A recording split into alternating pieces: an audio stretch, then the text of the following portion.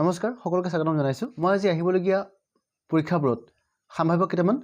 খুব গুৰুত্বপূৰ্ণ এমসিকিউ লৈ এই ভিডিঅ'টো আপোনালোকক লৈ আহিছো আশা কৰিছো আমি আজি যিকেইটা অংক আলোচনা কৰিম সেই অংককেইটা আপোনালোকক ডেফিনেটলি পৰীক্ষাবোৰত সহায় কৰিব তেতিয়াহ'লে আহক আমি ভিডিঅ'টো আৰম্ভ কৰোঁ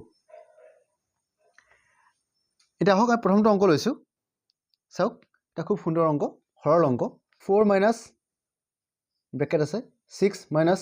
আকৌ মাজু বন্ধনী আছে 12 মাইনাছ সৰু বন্ধনীৰ ভিতৰত আছে 10 minus 8 minus 6 8 minus 6 over 12 ডাল আছে ঠিক আছে এটা চাওক আমি অংকটো সৰল কৰিব লাগিব এটা মন ৰাখিব এটা কথা যেতিয়া আমি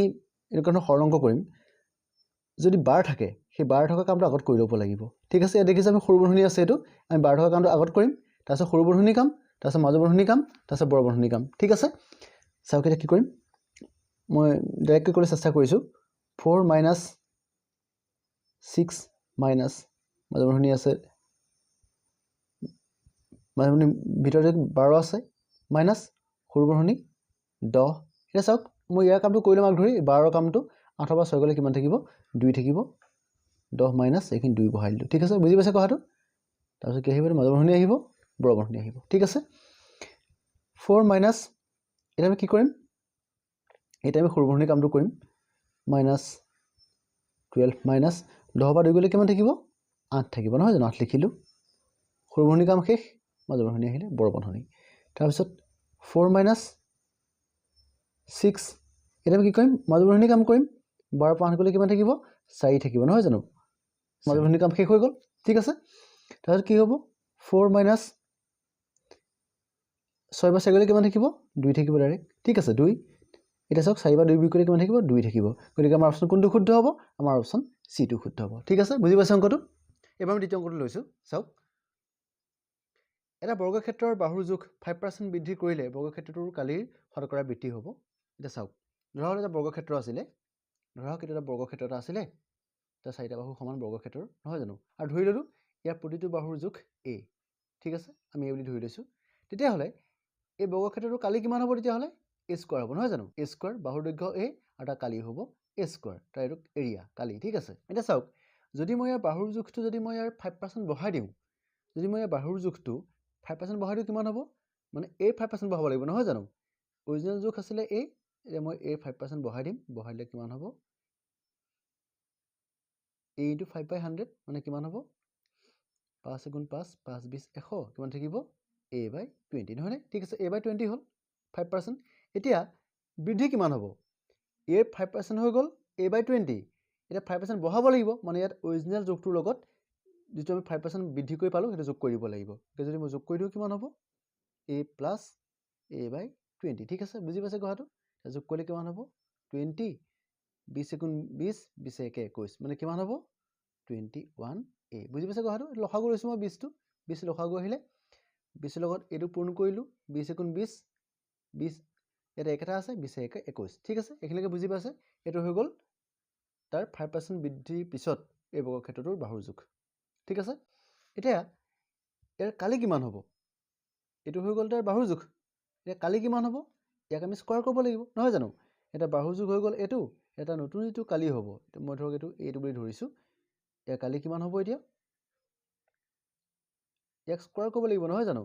20 ইয়াক স্কয়াৰ কৰি দিম আমি জানো বৰ্গৰ কালি কেনেকৈ উলিয়াই বাহু স্কয়াৰ স্কয়াৰ কৰিলে কিমান হ'ব এতিয়া 21 ক স্কয়াৰ কৰিলে হ'ব 441 a স্কয়াৰ তো 20 ক স্কয়াৰ কৰিলে হ'ব 400 ঠিক আছে এখিলৈকে বুজি পাইছে এতিয়া আমাক কৈছে কি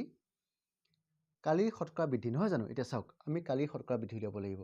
এতিয়া চাওক বৰ্গক্ষেত্ৰটোৰ অৰিজিনাল কালি আছিল কিমান a স্কয়াৰ আৰু তাৰ বাহুৰ দৈৰ্ঘ্য 5% বৃদ্ধি কৰাৰ ফলত এটা নতুন কালি হৈ গ'ল কিমান a টো নহয় জানো এতিয়া চাওক ইয়াৰ বৃদ্ধি কিমান হ'ল কালিৰ বৃদ্ধি কিমান হ'ল তাৰছত বৃদ্ধি শতকৰা হাৰ উলিয়াব লাগিব আমি কি কৰিব লাগিব এই বৃদ্ধি ল'বৰ কাৰণে কি কৰিব লাগিব তাৰ যেটো নতুনকে এটো কালি হ'ল এটো কালিৰ পৰা তাৰ আগৰ কালিটো মাইনাস কৰি দিব লাগিব ঠিক আছে এটা মাইনাস কৰি দিম আমি 441 a square divided by 400 minus a square কিমান হ'ব এতিয়া তত থাকিলে 400 এ লসাগু ললো ওপৰত এটো বহি যাব 441 ঠিক আছে 400 লসাগু ললো ওপৰটো বহি গল মাইনাস কি হ'ব লাগিব 400 লগত a স্কয়াৰ পূৰণ কৰি দিম নহয় জানো কিমান হ'ব এটো 400 a স্কয়াৰ তে বিয়োগ কৰিলে কিমান থাকিব 441 এটা 441 পৰা যদি 400 গুচি যায় কিমান থাকিব 41 থাকি যাব 41 স্কয়াৰ থাকি গ'ল নহয় জানো ঠিক আছে 41 স্কয়াৰ থাকি গ'ল তো থাকিলে 400 ঠিক আছে এটো হৈ গ'ল তাৰ কালিৰ বৃদ্ধি না ইমানখিনি বৃদ্ধি হ'ল এটা বৃদ্ধি শতকৰা হাৰ বিচাৰিছে নহয় জানো এটা বৃদ্ধি শতকৰা হাৰ কেনে কৰিলাম চাওক বৃদ্ধি আমি জানো বৃদ্ধি বা হ্ৰাসটো কাৰ ওপৰত উলিয়াই তাৰ অৰিজিনাল যেটো তাৰ মান হেতু ওপৰত উলিয়াই নহয় জানো গতিকে আমি কি কৰিম চাওক এতিয়া 41 a square divided by 400 divided by কি হ'ব তাৰ এটো হ'ল তাৰ বৃদ্ধি ডিভাইডেড বাই কি হ'ব তাৰ অৰিজিনাল কালিটো a স্কয়াৰ ইনটু 100 নহয় জানো 100% তে কিমান হ'ব চাওক এতিয়া 41 a স্কয়াৰ থাকি গ'ল ওপৰত তত 400 টো নামি গুচি আহিলে a স্কয়াৰ ইনটু 400 ইনটু 100% ঠিক আছে এখানে বুজি পাইছে কথাটো এখানে অসুবিধা নাই এতিয়া ইজুকেল কি কৰিম চাওক ইয়াৰ দুটা শূন্য কথা কটি গ'ল নহয় জানো a স্কয়াৰ কথা কটি গ'ল থাকিব কিমান 4 140 ঘন কৰিব লাগিব এটা চাওক 4 যদি 140 ঘন কৰি কিমান থাকিব ওপৰত 41 তলত 4 ঘন কৰি কিমান থাকিব 4 ৰে 4 10 গুণ 40 দশমিক আহিলে নহয় জানো এক থাকি গ'ল দশমিক আহিলে দশমিক ললো 10 হ'ল 4 2 গুণ 8 2 থাকিলে দশমিক আহিলে 20 হ'ল 4 5 গুণ 20 কিমান হ'ব এতিয়া 10.25% মানে আপুনি যদি 4 140 ঘন কৰি চাই আপুনি এটো পাব 10.25% পাব ঠিক আছে আপুনি এটো ঘন কৰি চাব পাৰে গতিকে আমাৰ অপচন কোনটো শুদ্ধ হ'ব আমাৰ অপচন এটো শুদ্ধ হ'ব ঠিক আছে বুজি পাইছে অংকটো এবাৰ এটো অংক চাওক 18 মিটাৰ * 12 মিটাৰ * 9 মিটাৰ মাপৰ আয়তীয় ঘনকেটাৰ পৰা 3 মিটাৰ দৈৰ্ঘ্যৰ কিমানটা ঘনক কাটিব পৰা হ'ব ঠিক আছে এটা চাওক ধৰক এটো আয়তীয় ঘনক এটা আছিলে এটো আয়তীয় ঘনক আছিলে আৰু ইয়াৰ যোগ দিয়া আছে কিমান দৈৰ্ঘ্য 18 মিটাৰ প্ৰস্থ হৈ গ'ল 12 মিটাৰ আৰু উচ্চতা হৈ গ'ল 9 মিটাৰ ঠিক আছে এতিয়া এই আয়তীয় ঘনকটোৰ পৰা আমি 3 মিটাৰ বাহু জোখৰ এই আয়তীয় ঘনকটোৰ পৰা আমি 3 মিটাৰ বাহু জোখৰ ঘনক কাটি দিব লাগে কিন্তু ঘনক মানে কি তাৰ দৈৰ্ঘ্য প্ৰস্থ উচ্চতা তিনিটা সমান হ'ব নহয় জানো ধৰক এটো 3 মিটাৰ আছে তে প্ৰতিটোৱে 3 দৈৰ্ঘ্য 3 প্ৰস্থ 3 উচ্চতাও 3 ঠিক আছে এতিয়া কি কৰিম চাওক আমি এই আয়তীয় ঘনকটোৰ যেটো আয়তন হ'ব এই আয়তনটোক এই ঘনকটোৰ আয়তনেৰে হৰণ কৰিলে আমাৰ উত্তৰ ওলাই যাব একদম সিম্পল কথা চাওক আয়তীয় ঘনকৰ আয়তন কেনে কৰিলাম এই তিনটা পূৰণ কৰি দিম কিন্তু আমাক চাওক আমি এতিয়া পূৰণ কৰি নিদিও কাৰণ আমি এতিয়া যদি পূৰণ কৰিবলৈ হয় সময়টো বেছিকৈ লাগি যাব গতিকে আমি কি কৰিম আমি জানো দৈৰ্ঘ্য প্ৰস্থ আৰু উচ্চতা এই তিনটা পূৰণ কৰিলে এটা আয়তীয় ঘনকৰ আয়তন পায় গতিকে আমি এনেকৈ থৈ দিম 18 metre into 12 metre into 9 metre এটা আমি এনেকৈ থৈ দিলো ঠিক আছে এতিয়া ঘনকটোৰ আয়তন কি হ'ব ঘনকৰ আয়তন কেনে কৰিলাম আমি ঘনকৰ আয়তনৰ সূত্ৰটো হৈ গ'ল l কিউব অৰ্থাৎ তাৰ যেটো বাহুৰ দৈৰ্ঘ্য আছে সেই বাহুৰ দৈৰ্ঘ্যক আমি তিনিবাৰ পূৰণ কৰি দিব লাগিব এতিয়া চাওক ইয়াৰ বাহুৰ দৈৰ্ঘ্য কিমান আছে 3 মিটাৰ আছে নহয় জানো ঘনকটোৰ বাহুৰ দৈৰ্ঘ্য 3 মিটাৰ গতিকে ঘনকটোৰ আয়তন কিমান হ'ব 3 * 3 ঠিক আছে আমি কি কৰিম এতিয়া 3 metre into 3 metre into 3 metre আপুনি যদি ইয়াক পূৰণ কৰি পেলাই হৰণ কৰি যায় আপোনাৰ বহুত সময় লাগি যাব সময় বাবদ নষ্ট হ'ব আৰু অংকটো জটিল হৈ যাব ঠিক আছে গতিকে আমি সিম্পল কেনেকৈ কৰিম এতিয়া কথা কটি কৰিম 3 ৰে 3 * 4 = 18 মিটাৰে গুচি গ'ল আকৌ 3 ৰে 3 * 4 = 12 এইটো মিটাৰ কেনসেল গ'ল 3 ৰে 3 * 3 = 9 এইটো মিটাৰ গুচি গ'ল কিমান থাকিব এতিয়া চাওক 4 * 3 = 12 6 * 12 কিমান 72 72 অৰ্থাৎ আমাৰ ইয়াৰ পৰা আমাৰ অৰ্থাৎ আয়তীয় ঘনকটোৰ পৰা কেইটা ঘনক ওলাব আমাৰ 72টা ঘনক ওলাব গতিকে আমাৰ অপচন ডি টো শুদ্ধ হ'ব ঠিক আছে এবাৰ 4 নম্বৰ অংকটো চাওক 0.003 সমতুল্য মান হ'ব একদম সিম্পল অংক চাওক দশমিকত আছে ইয়াক প্ৰথমতে ভগ্নাংশলৈ লৈ আহিম 0.003 মানে কিমান হ'ব তিনটা দশমিক আছে নহয় জানো মানে কি বুজিম 3 divided by 1000 আমি যদি 1003 ঘন কৰি দিও এটো পাম ঠিক আছে এটা কৈছে ইয়াৰ সমতুল্য মান কিমান হ'ব নহয় জানো তেতিয়া আমি কি কৰিম দেখিছো এটা পাৰ্চেন্টেজত আছে তেতিয়া আমি কি কৰিম ইয়াক 100% পূৰণ কৰি দিম ঠিক আছে এটা পাৰ্চেন্টত দেখিছো 3/003 মানে 3/1000 ইয়াক আমি 100% পূৰণ কৰি দিলো ইয়াৰ দুটা শূন্য কেনসেল যাব থাকিব কিমান 3/10 এটা পাৰ্চেন্টেজ চিহ্নটো আছে নহয় জানো 3/10 মানে কিমান তলত 10 আছে ওপৰত 3 আছে গতিকে এটা আগত দশমিক পৰিব মানে কি হ'ব 0.3% হ'ব ঠিক আছে গতিকে আমাৰ অপচন বি টো শুদ্ধ হ'ব এবাৰ তুমি চাওক কিছুমান সংখ্যাৰ গড় 60 প্ৰতিটো সংখ্যাৰ লগত 10 যোগ কৰিলে নতুন গড় হ'ব আমাক কৈছে কিছুমান সংখ্যাৰ গড় 60 আমি কিমান সংখ্যা আছে গম নাপাও তা প্ৰতিটো সংখ্যাৰ লগত যদি 10 যোগ কৰা হয় তে নতুন গড় কিমান হ'ব চাওক এটা একো কৰিব নালাগে আমাৰ সংখ্যাখিনি গড় কিমান আছিল 60 আছে নহয় জানো তে কৈছে প্ৰতিটো সংখ্যাৰ লগত 10 যোগ কৰিব কৈছে 10 এটা আপুনি যোগ কৰি দিয়ক ইয়াৰ লগত কিমান হ'ব তেতিয়া হলে 60 টো হে 70 হ'ব গতিকে আমাৰ অপচন কোনটো শুদ্ধ হ'ব আমাৰ অপচন এটো শুদ্ধ হ'ব ঠিক আছে এবাৰ তুমি চাওক এটা বৃত্তটাৰ কালি তাৰ পৰিধিৰ সাংখ্যিকভাৱে সমান হলে বৃত্তটোৰ ব্যাস হ'ব বুজি পাইছা অংকটো আমাক কৈছে এটা বৃত্ত আছিলে সেই বৃত্তটো যেটো কালি হ'ব বৃত্তৰ কালিটো সেই বৃত্তটোৰ পৰিধিৰ সৈতে সমান তেতিয়াহলে ব্যাস কিমান হ'ব লাগিব যদি বৃত্তটোৰ কালিটো বৃত্তটোৰ পৰিধিৰ সৈতে সমান হ'বলৈ হয় তেতিয়াহলে বৃত্তটোৰ ব্যাসটো কিমান হ'ব লাগিব ঠিক আছে এটা চাওক ধৰিলো আমি বৃত্তটোৰ ব্যাস d আৰু ব্যাসাৰ্ধ ধৰিলো আমি r তাৰ ব্যাসাৰ্ধ r ঠিক আছে এটো ব্যাসাৰ্ধ এটো ব্যাস ঠিক আছে এটা চাওক আমি জানো যে বৃত্তৰ কালি কেনেকৈ উলিয়াই কালি সূত্ৰটো হৈ গ'ল পাই r স্কয়াৰ আৰু বৃত্তৰ পৰিধি সূত্র হৈ গ'ল 2 পাই r ঠিক আছে এটা আমি দেখিছো এই দুইটাতে আমাক কি দৰকাৰ হ'ব ব্যাসাৰ্ধ দৰকাৰ হ'ব এটা চাওক এটা আমি এটো চাম যে ইহত দুটা সমান হ'ব লাগিব পাই r স্কয়াৰ লগত 2 পাই r টো সমান হ'ব লাগিব মানে এটাটো কাৰ ওপৰত নিৰ্ভৰ কৰিব অকল r টোৰ ওপৰত নহয় জানো এটা r মানটোৰ ওপৰত এটা নিৰ্ভৰ কৰি আছে এটা চাওক r জায়গাত এনেকুৱা এটা সংখ্যা বহাব লাগিব যাতে ইয়াৰ মানটো সমান হৈ যায় মানে ঠিক আছে এটা চাওক মই r জায়গাত 1 বহাই দিও তে কিমান হ'ব পাই r জায়গাত 1 বহালো একক স্কয়াৰ কৰিলে গ'ল গতিকে পাই হৈ থাকিব নহয় জানো একক মই স্কয়াৰ কৰিলে কিমান হ'ব 1 গুণ 1 পাই হৈ থাকিলে ইয়াত যদি মই 1 বহাই দিও কিমান হ'ব 1 বহাই দিলো একৰ লগত 2 পাই পূৰণ কৰিলে 2 পাই থাকি যাব মানে কিমান হ'ব কালি তেতিয়া পাই হ'ব আৰু পৰিধি হ'ব 2 পাই ঠিক আছে যদি r জায়গাত 1 বহাও r টো ব্যাসাৰ্ধ নহয় জানো r যদি ব্যাসাৰ্ধ হয় তেতিয়াহলে এই ঘটনা ঘটিব ঠিক আছে এটা চাওক r যদি ব্যাসাৰ্ধ হ'বলৈ হয় ব্যাস কিমান হ'ব 2 হ'ব নহয় জানো ব্যাস যদি 2 হয় তেতিয়া r টো হ'ব 1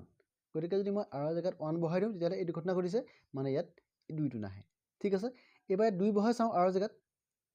পাই r জায়গাত এবাৰ 2 বহাই দিলো মই কিমান হ'ব 2 2 4 4 পাই হ'ব নহয় জানো কালি 4 পাই হ'ব এবাৰ পৰিধি জায়গাত পৰিধিত 2 বহাই চাও 2 পাই ইনটু 2 কিমান হ'ব 2 2 4 4 পাই এবাৰ কি পালো আমি এবাৰ দেখিলো যদি আমি r জায়গাত 2 বহাই দিও তেতিয়ালে কি হ'ব বৃত্তটোৰ কালি আৰু বৃত্তটোৰ পৰিধিটো সমান হৈ গৈছে নহয় জানো এটা r মানে কি r মানে হৈ গ'ল ব্যাসাৰ্ধ তে ব্যাসাৰ্ধ যদি 2 হয় r যদি 2 হয় ব্যাস কিমান হ'ব লাগিব আমি জানো যে ব্যাসটো ব্যাসাৰ্ধৰ দুগুণ গতিকে ব্যাস কিমান হ'ব লাগিব ব্যাসটো এতিয়া 4 হ'ব লাগিব নহয় জানো মানে ব্যাস যদি 4 হয় তেতিয়াহলে কি হ'ব বৃত্তটাৰ কালিৰ লগত পৰিধি সমান হৈ যায় গতিকে আমাৰ অপচন কোনটো শুদ্ধ হ'ব আমাৰ অপচন এটো শুদ্ধ হ'ব ঠিক আছে বুজি পাইছা অংকটো এবাৰ অংক চাও খুব সুন্দৰ অংক এনেকুৱা অংক প্ৰায় পৰীক্ষাত আহে এটা ঘড়ীৰ সঠিক সময় 9:20 মানে 9:20 কৈছে যদি এই ঘড়ীৰ সময় পানীত চোৱা হয় তে এই ঘড়ীৰ সময় পানীত চালে কিমান বাজিব মানে আমি যদি ঘড়ীটো পানীত চাও তাৰ যদি আমি পানীত প্ৰতিবিম্বটো চাও ঘড়ীটোৰ তেতিয়াহলে ঘড়ীটোৰ কিমান বাজিব আমাক বিচাৰিছে ঠিক আছে বুজি পাইছা কথাটো ধৰক এইখিনি প্ৰকৃত এটো ধৰক প্ৰকৃত ঘড়ীটো এটো ইয়াত ধৰক 9টা 20 হৈ আছে আমি যদি ইয়াত আমি পানীত লৈ কিন্তু পানী আছিলে আমি যদি সেই পানীখিনিত ঘড়ীটো প্ৰতিবিম্বটো চাও তেতিয়াহলে ইয়াত কিমান বজা দেখুৱাব ঠিক আছে বুজি পাইছা অংকটো এটা চাওক কি কৰিব এনেকুৱা ধৰণৰ অংক যদি পানীত প্ৰতিবিম্ব আমি চাবলগীয়া হয় তেতিয়া কি তাত এটা সূত্ৰ আছে সৰু এটা ট্ৰিক এটা আছে সেই ট্ৰিকটো মন ৰাখিব এই ঘড়ীটোৰ যে সময়টো আমাক দিয়া আছে ৰিয়েল সময়টো হেতুক 18:30 পৰা বিয়োগ কৰি দিব লাগে ঠিক আছে এটা আমি কি কৰিম এটো পাটো বিয়োগ কৰি দিম 9:20 বিয়োগ কৰিলে কিমান হ'ব 30 পৰা 20 গলে 10 থাকিব 18 পৰা 9 গলে 9 থাকিব হলে কি হ'ব সেই ঘড়ীটোৰ পানীত যদি প্ৰতিবিম্ব চাও পানীত কিমান বজা দেখুৱাব পানীত 9:10 দেখুৱাব অৰ্থাৎ আমাৰ অপচন বি টো শুদ্ধ হ'ব ঠিক আছে এবাৰ অংক চাওক এখন ৰেলগাড়ী 21:30 মানে 21:30 বজাত যাত্ৰা আৰম্ভ কৰি পিছদিনা 9:15 বজাত লক্ষ্যস্থান পাইগৈ যাত্ৰাটো সম্পূৰ্ণ কৰিবলৈ ৰেলগাড়ীখনক কিমান সময়ৰ প্ৰয়োজন হ'ল এটা চাওক এটো 24 ঘণ্টা কৰি হৈ আছে নহয় জানো 21:30 কথা কৈছে গতিকে 24 ঘণ্টা কৰি হৈ আছে আমি কি কৰিম এতিয়া এই 24 ঘণ্টা ঘড়ীটোক আমি 12 ঘণ্টালৈ লৈ আহিব লাগিব তা কেনেকৈ আনিম আমাক কিমান দিয়া আছে 21:30 বজা বুলি কৈছে তা 21:30 মানে কি এটো 24 ঘণ্টা ঘড়ী যদি 21:30 বাজে আমাৰ 12 ঘণ্টা ঘড়ীত হেতু কিমান হ'ব আমি কি কৰিম তাৰপৰা 12 টো বিয়োগ কৰি দিব লাগিব 12 টো বিয়োগ কৰি দিও তা বিয়োগ কৰি দিলো 30 আহিলে এটি কিমান থাকিলে 11 হলেটো নহয় জানো 11 পৰা 2 গলে 9 থাকিব তাৰ মানে কিমান হ'ব 9:30 তাৰ মানে ৰেলগাড়ীখনে যাত্ৰা আৰম্ভ কৰিছে কেতিয়া 9:30 যাত্ৰা আৰম্ভ কৰিছিলে যাত্ৰা আৰম্ভ কৰি পালেগৈ কেতিয়া 9 পিছদিনাখন 9:15 তা কিমান হ'ব এটা চাওক 9:30 পৰা এজন 9:30 হলহেতেন তে 12 ঘণ্টা হলহেতেন এটা 9:30 পৰা গৈ পেলাই পালেগে কেতিয়া 9:15 গতিকে 9:30 হ'বলৈ আৰু কিমান সময় বাকি থাকিলে 15 মিনিট সময় বাকি থাকি গ'ল তাৰ মানে কিমান সময় ললে 11 ঘণ্টা 45 মিনিট নহয় জানো তেৰিকা এখনত তাৰমানে লক্ষ্যস্থান পাবলৈ সময়ৰ প্ৰয়োজন হ'ল 11 ঘণ্টা 45 মিনিট গতিকে আমাৰ অপশ্যন শুদ্ধ হ'ব এইটো ঠিক আছে বুজি পাইছা অংকটো এবাৰ এইটো অংক চাওক 20 বছৰৰ পিছত ৰাণুৰ বয়স বৰ্তমান বয়সৰ 5 গুণতকৈ 4 বছৰ কম হ'লে ৰাণুৰ বৰ্তমান বয়স কিমান হ'ব ঠিক আছে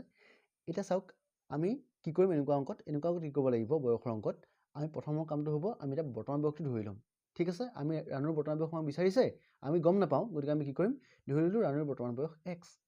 ঠিক আছে এটা কৈছে যে 20 বছৰৰ পিছত বৰ্তমান বয়স x 20 বছৰৰ পিছত ৰাণুৰ বয়স কিমান হ'ব ইয়াৰ আগত আমি 20 টো যোগ কৰি দিম 20 বছৰৰ পিছত ৰাণুৰ বয়স হ'ব x + 20 এতিয়া 20 বছৰৰ পিছত তাৰ বয়সটো কিমান হ'ব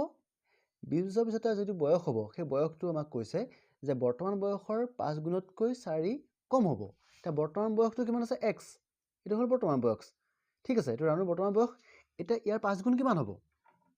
5x হ'ব নহব জানো এটা কৈছে যে 20 বছৰৰ পিছত যেটো ৰাণুৰ বয়স হ'ব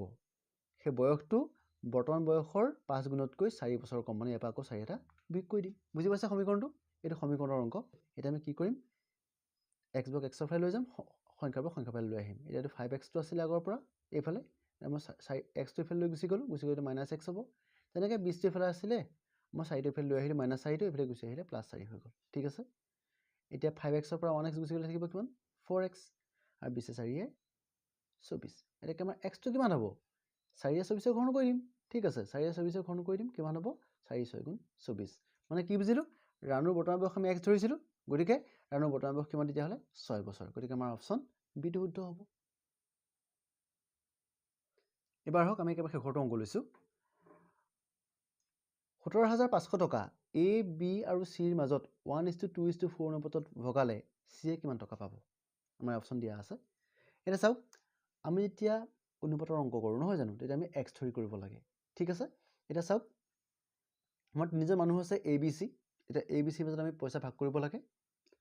নহয় জানো 1:2:3 অনুপাতত 1:2:4 অনুপাতত আমি 17500 টকা ভাগ কৰিব লাগে ঠিক আছে এতিয়া আমি কি কৰিম x ধৰি দিম কিমান ধৰিম 1x ধৰিলো a পাব 1x b এ পাব কিমান 2x আৰু c এ পাব 4x ঠিক আছে এতিয়া চাওক আমি যদি এই তিনিজনৰ পৰা টকাখিনি যোগ কৰি দিও তাৰ মুঠটো কিমান হ'ব তাৰ টোটালটো কিমান হ'ব লাগিব টোটালটো হ'ব লাগিব 17500 নহয় জানো 17500 হ'ব লাগিব এটো আমি তিনিজনৰ মাজত পইচাটো এনেকৈ যদি ভাগ কৰি দিও টোটাল পইচা মানখিনি ভাগ কৰিম গতিকে এই তিনিটা যোগ কৰিলে এটো পাব লাগিব ঠিক আছে এটা এই তিনিটা যোগ কৰি দিওক 4 2 6 1 7x কিমান হ'ব 17500 ঠিক আছে এটাকে x কিমান হ'ব 7 এয়া ঘন কৰিলে হৈ গ'ল 17500 ডিভাইডেড বাই 7 7 ৰে এয়া ঘন কৰিম 7 ৰে 7 2 14 নহয় জানো 7 2 14 হ'ল 3 থাকিলে 5 আগত 3 বহালে 25 হ'ল 7 5 35 দুটা শূন্য বহি গ'ল ঠিক আছে মানে কেইবাৰ হন গ'ল 2500 নহয় জানো তাৰমানে x সমান কি হ'ব এতিয়া তাৰমানে x সমান কি পালো 2500 পালো এতিয়া আমাক কৈছে আমাক কি দিব লাগে আমি c এ পদ উলিয়াব লাগে তে c এ কিমান পাব আমি ধৰিছিলো 4x নহয় জানো এটা চাও আমি c এ পোৱা টকা পৰিমাণ হ'ব 4x গতিকে আমি কি কৰিম এতিয়া 4 * x সমান কিমান পাইছো 2500 নহয় জানো এটা পূৰণ কৰি দিম 2500 কিমান হ'ব 4 25 100 দুটা শূন্য বহি গ'ল কিমান হ'ব 10000